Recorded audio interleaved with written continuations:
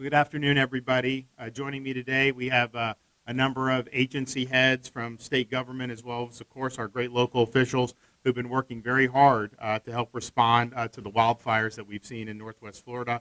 I'm also joined by the Lieutenant Governor of Florida, Jeanette Nunez. I'm joined by Florida Department of Emergency Management Director Kevin Guthrie, Chief Financial Officer Jimmy Petronas, Department of Economic Opportunity Secretary Dane Eagle, Department of Children and Family Secretary Siobhan Harris, and of course Bay County Sheriff Tommy Ford, Brad Monroe, Chief of Emergency Services for Bay County, Robert Carroll, Chairman of the Bay County Commission, as well as other members of the local government. Over the weekend, I joined local officials to survey the area and offer any support needed to respond to these wildfires. This afternoon, as of our most recent update, the Adkins Avenue fire is approximately 875 acres and 50% contained. The Bertha Swamp Road fire is 10% contained and is over 28,100 acres. Dense fog combined with the smoke from the fires may limit visibility in the area again tonight, so please take it slow on the road and be mindful for any wildlife that may be escaping the fires. While we are anticipating some rain that may help these fires, there's also a threat of severe weather, which could include lightning and tornadoes. So residents should keep monitoring updates from local officials and be aware of the weather that is rolling in. As of last night, all the evacuations for the Adkins Avenue fire have been lifted, which is great progress. The evacuation order is still in place for Bear Creek, and in Calhoun County, evacuation orders are being issued as we speak. So please listen to your local officials. I know Sheriff Kimbrell is working to help protect those communities. So if you do get an evacuation order, please heed the call on that. Though these fires are moving very quickly, and it's not something you can just wait and then all of a sudden bail at the last minute. Nobody wants to tell someone to leave their home. It's a major inconvenience. It's not good for people generally. We understand that. But if they're doing that, that's because they fear a risk of injury, property damage, or death for an individual. So please heed that call. And I know all those local officials are going to work to get people back in their homes. I think one of the stories of this so far has been an enormous fire and multiple fires, as we know.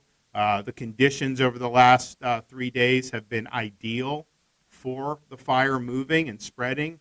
The winds picked up. There's not a lot of humidity in the air. And so it's been a difficult situation. And yet if you look at the number of homes that have been total loss, I think we have 2 that have registered. Some others have been damaged. But there are way, way more properties that have been threatened over the last 3 days. And the work of the folks, the municipal level, at the county level, and then our state agencies helping, has done wonders to help mitigate the effects of this fire.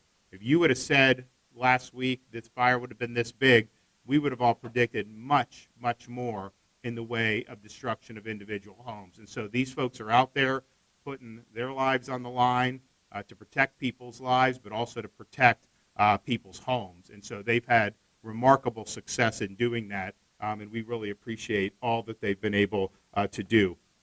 Today, I'm proud to announce additional steps that the state government is taking to help families that have been displaced. At my direction, the Florida Department of Economic Opportunity is working with local community action agencies to provide $6.1 million to help qualified families get back on their feet through community service block grant and low-income home energy assistance programs. Individuals who were displaced or whose homes were damaged in Bay, Calhoun, and Gulf counties will be able to apply for this funding that will help with items such as food, temporary housing, daycare costs, transportation assistance, as well as HVAC, electric, and other utility repair costs. At my direction, DEO will also activate the Business Damage Assessment Survey. By activating the survey, DEO will be able to assess the impact of the wildfires on businesses in Northwest Florida. We'll be able to determine if those businesses will qualify for additional resources, whether at the state or at the federal levels. And businesses can access the survey at floridadisaster.biz, floridadisaster.biz. It's important for every impacted business to fill this out to determine if the entire community is eligible for low-interest loans and grants. I am also announcing that the Department of Children and Families has deployed their staff to form a family resource support center. Out of this center, located at the Bay County Fairgrounds, DCF will coordinate support for displaced families and dedicated staff that will connect families to available local and state resources. These teams are working with nonprofits to make sure these families are fed, clothed, and have shelter until it is safe to return to their homes.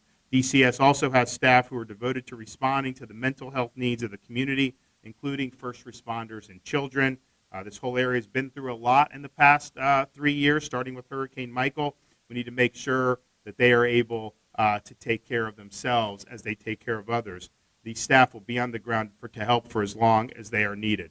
So I want to thank everybody who's been involved in this response.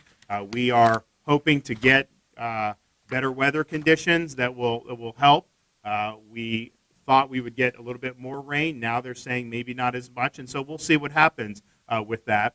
But I can tell you the people that are out there are going to remain working and engaged while this remains a threat to the community. So on behalf of the state of Florida, thanks to all our firefighters, thanks to Bay County, thanks to the other surrounding counties, and thanks to our National Guard who's been able to come in with air assets. We now have 3 Chinooks and 3 Black Hawk helicopters that are helping drop water on the fire. Of course, when it's 30,000 acres, it makes it more difficult than fires that are a little bit more localized. Okay, we're going to hear from other folks who are involved in the response. So we'll start with Director of the Division of Emergency Management, Kevin Guthrie. Thank you, Governor. Thank you, Lieutenant Governor, for your leadership on this. As the Governor just mentioned, we now have 6 helicopters involved in the air attack on this particular fire. I think the story for this particular press conference is residents inside of Calhoun County need to immediately make sure that they're listening to their sheriff, to their emergency management agency, and their local fire chiefs. There are some situations going on right now as we're having this press conference that people are needing to evacuate areas and be cognizant of approaching fires. This afternoon, about an hour ago, we had several flare-ups happen along the fire's edge, especially on the north, northeast, and eastern sides of the fire. So again, if you are still involved in this fire, you can see the smoke from where you're at. We want you to make sure you're paying attention to the media, make sure you're paying attention to your local officials. We appreciate the efforts of the CFO's office with the fire marshal. We have, and I'm sure he's going to speak to it, but we have probably somewhere in the neighborhood of about 175 firefighters now from municipal agencies and county agencies across the state helping out with this fire. So that's what makes the State Emergency Response Team successful, is our partners at the local, municipal, and county level to help us respond to these type of incidents. The last thing I'll say is the State Emergency Operations Center was activated to a level 2 yesterday in support of this event, and they will continue to remain activated to support us in any way, shape, form, or fashion we need. Again, Governor, Lieutenant Governor, thank you very much for your help on this. Okay. All right, CFO Petronas. Thank you, Governor. Thanks, Lieutenant Governor. Thanks for being here. Governor, you still never cease to amaze us. You never allow any daylight to get between Northwest Florida's recovery and dealing with Hurricane Michael. It's the storm that just keeps on giving and giving. As what we've been faced here now, it's like a ghost. We can't get rid of the damn thing. And if you look at the path of the storm that it has taken when it hit here in October of 2018, it's the exact same path the fire is taking. So as the fuel's on the ground, it's creating a pathway. And as Director Guthrie said, you know, I tell you, if you see smoke, you should heed the warnings and you should go to safe areas. Don't take a chance of wanting to sit this out. It's just not worth it. You can't replace. We can replace all your stuff, but we can't replace your lives. The governor is listening. He's being innovative. He's thinking out of the box. He's partnering with the legislature. He's partnering with Dane to bring resources to help people get back to normal after such a disaster that just continues to torment and torture this area of the state. Hurricane Michael devastated us, and again, now as this fire has grown from 13,000 acres to 28,000 acres to now over 30,000 acres, it is growing.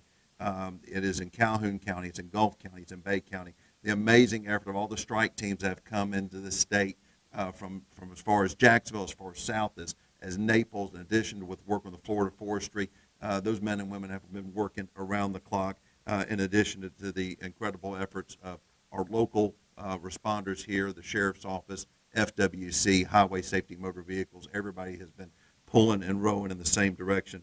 But the birth of fire is not a storm to take a chance with. It is a life taker.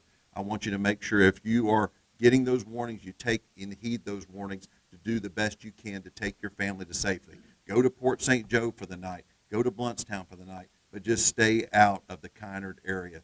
Move out of the Chipola Basin. Governor, I'm just going to say it again. Kevin has been amazing. And, he was the first one here this morning. Next thing you know, he has taken off to Calhoun County to go make sure and assess the situation with his own 2 eyes. And then he's back here. I really appreciate the leadership team you've assembled here for this. Okay, thanks. Okay, Dane Eagle, Secretary, Department of Economic Opportunity.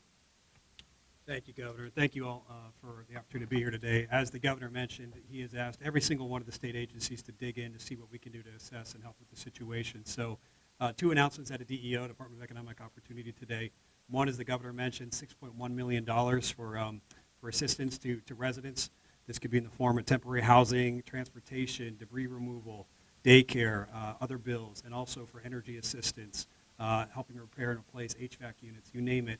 Income-qualified residents are encouraged to go to floridajobs.org to apply, and we're standing by to assist. On the other hand, businesses, the economy is affected by disasters like this. And for us to get an understanding of how bad it is, we need the help of the businesses in the community to go do our business damage assessment survey, which has been launched. That is at floridadisaster.biz, floridadisaster.biz. It may not be direct damage to your brick-and-mortar structure. This may be your clientele is affected and they're not coming in. Maybe you're a volunteer firefighter and your business is on the back end. You're not being able to focus on your business. Whatever it is, please, we can't stress it enough, go do the survey. Your data and information is invaluable in us being able to dig in and potentially provide more help to the community. So residents, go to floridajobs.org. Businesses, floridadisaster.biz. We're standing by to assist. Thank you.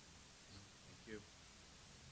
Okay, Secretary of Department of Children and Families, Siobhan Harris. Thank you, Governor. Thank you, Lieutenant Governor. The Department of Children and Families is honored to be able to serve this community through the opening of the Family Resource Support Center located at the Bay County Fairgrounds. The families who've been displaced from the fires are going through something most of us can't even imagine. An event like this can be so taxing, not only financially, but physically and emotionally. We've deployed our care navigators and other department professionals to the Family Resource Support Center to provide one-on-one support to any individual or family needing help. We know the process for applying for benefit assistance or navigating the different systems and programs that are out there to help during this time can sometimes be overwhelming. Our goal is to make everything easier and to ensure everyone has the resources and tools needed to recover quickly from this disaster. The Family Resource Support Center will serve as a central hub for the community to access resources and supports, and we will continue to work with local partners and organizations to expand the array of services that are available to help meet the needs of impacted families. Additionally, the Family Resource Support Center will house mental health professionals offering counseling services and other behavioral health services provided by our partner, Northwest Florida Health Network. We also have peer support services available for first responders who are tirelessly working to address the wildfires. Individuals who cannot make it to the Family Resource Support Center can still reach a care navigator for help by calling the HOPE line at 850-300-HOPE. Our prayers are with families, and we're here to support you during this critical time. Thank you. Thank you. Okay, Brad Monroe. Thank you, Governor DeSantis, and on behalf of the first responders of the state of Florida in Bay County, thank you again for coming back to support us in this terrible, terrible situation. I also want to thank CFO Petronas, Director Rice, Assistant Director Rice, Director Guthrie, who's done an incredible job for us, a very bright person. I'm glad to have him in that position. The Secretaries Harris and Eagle also thank you for coming today. I'm happy to report as far as the Bay County emergency services and the IMT for Bay County, we've had no injuries and to first responders and no further damage to homes other than the initial of the Atkins fire. I think we've had a phenomenal response by the agencies, the task forces who've come into Bay County and are still in place. And I also want to thank Sheriff Ford for the incredible help we got with the evacuations in those areas that were threatened. Our hearts are with our neighbors in Calhoun County, and we stand ready to help them in this terrible time, what they're facing. We're ready to help, and what we've done, we've sent some of the task force that were assigned to us. We've already deployed them to Calhoun County. I have battalion chiefs and area fire chiefs who are up there with the task force, accompanying them wherever their assignments go. The burn ban that's in place, it's important. I've gotten reports in the last 3 days where we've been responding in Bay County to fires, people setting fires, and I can't express the seriousness of this event. This is a huge fire. I've been doing this for a very long time, and a helicopter ride around this fire was scary. This is a living, breathing beast. That's the only way I can describe it.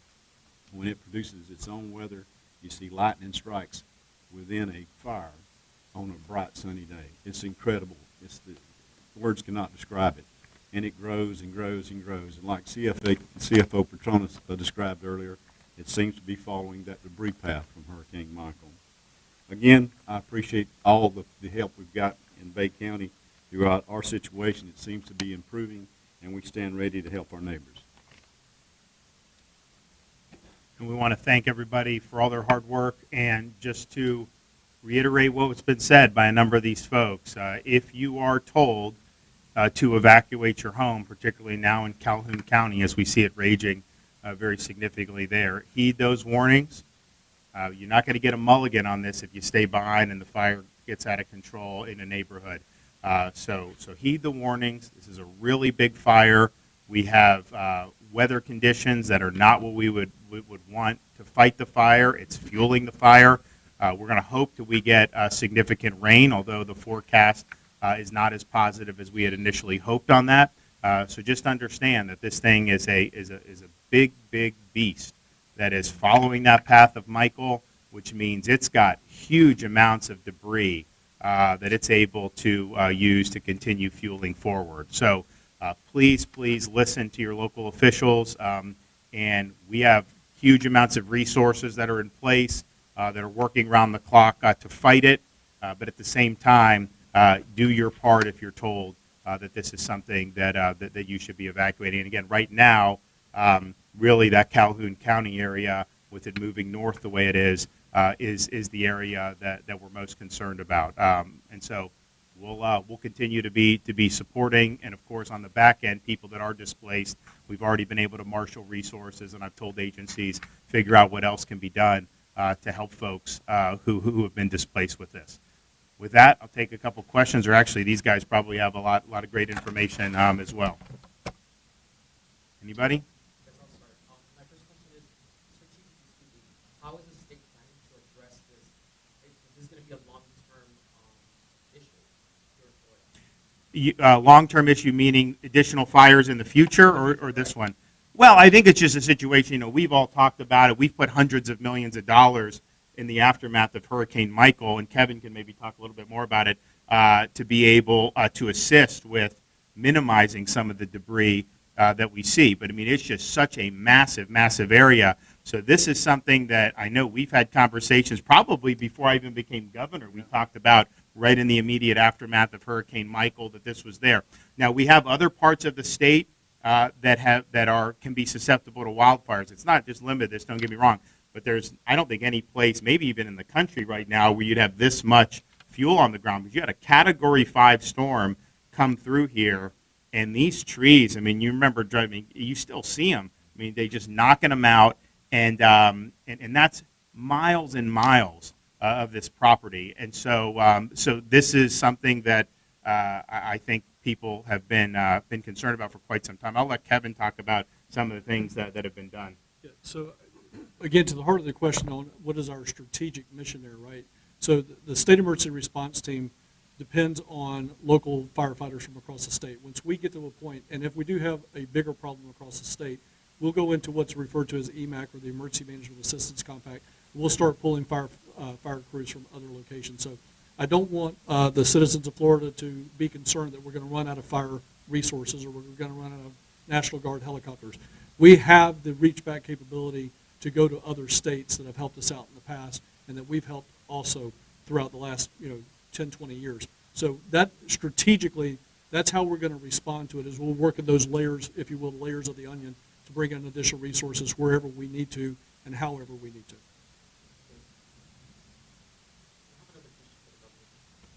Anybody else? Okay, all right, well, we're going to be engaged in this, and just, pray for the best in terms of the weather conditions.